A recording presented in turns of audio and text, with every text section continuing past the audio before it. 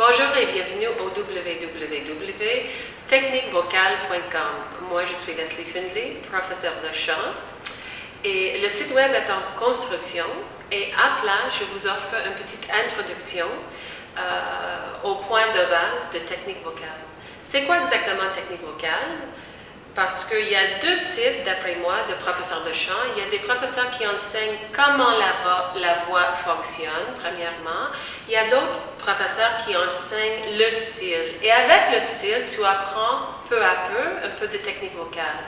Mais premièrement, leur but, c'est le style qu'ils enseignent. Quoi, c'est le jazz ou du soul, du gospel, R&B, classique même.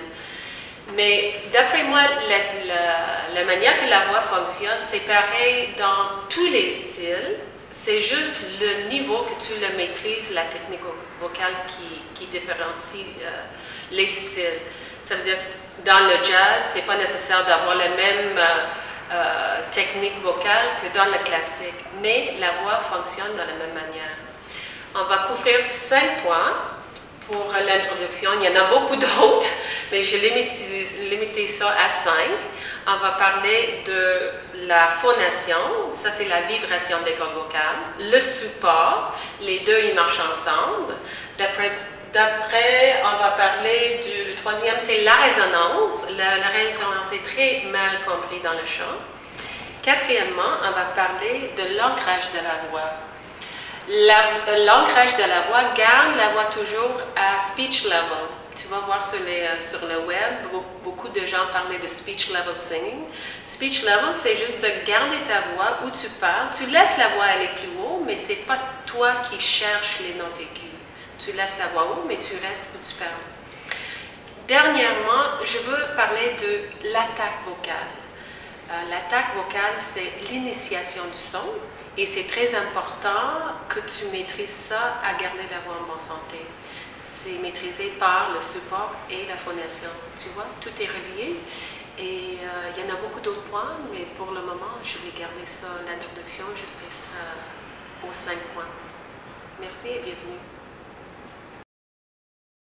Premièrement, on va parler du support. Le support, c'est la maîtrise de la respiration dans le sens que tu inspires et tu gardes l'inspiration durant le chant. Ça veut dire que le support, c'est le point qui détermine la différence entre une chanteuse avec une formation et une chanteuse sans formation.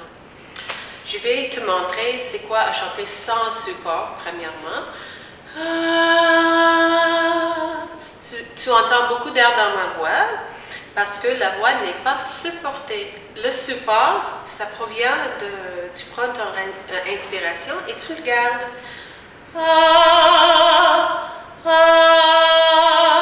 Tu entends aussi un vibrato, mais un vibrato, ça veut dire que la voix est libre dans la gorge. Sans support, il n'y a pas de vibrato non plus. Et supporter, les deux sons sont bons dans certains styles. J'utilise un son non supporté dans le chant, comme si je chante du jazz, je vais chanter In a sentimental mood. J'ai commencé la phrase non supportée et j'ai ajouté le support vers la fin. In a sentimental mood, I'm within a world so heavenly. Tu vois, j'ai ajouté encore le son non supporté. C'est très efficace, puis ça donne une intimité dans la voix. Mais tu ne peux pas chanter non supporté tout le temps, c'est très fatigant pour la voix. Ça veut dire que tu utilises ça dans les styles, mais pas tout le temps. La phonation des cordes vocales, quand tu parles, normalement, ça provient dans la même façon quand tu commences à chanter. Mais il y a une manière de maîtriser les artinoïdes. Les artinoïdes, c'est des petites muscles dans la gorge qui amènent les cordes vocales ensemble.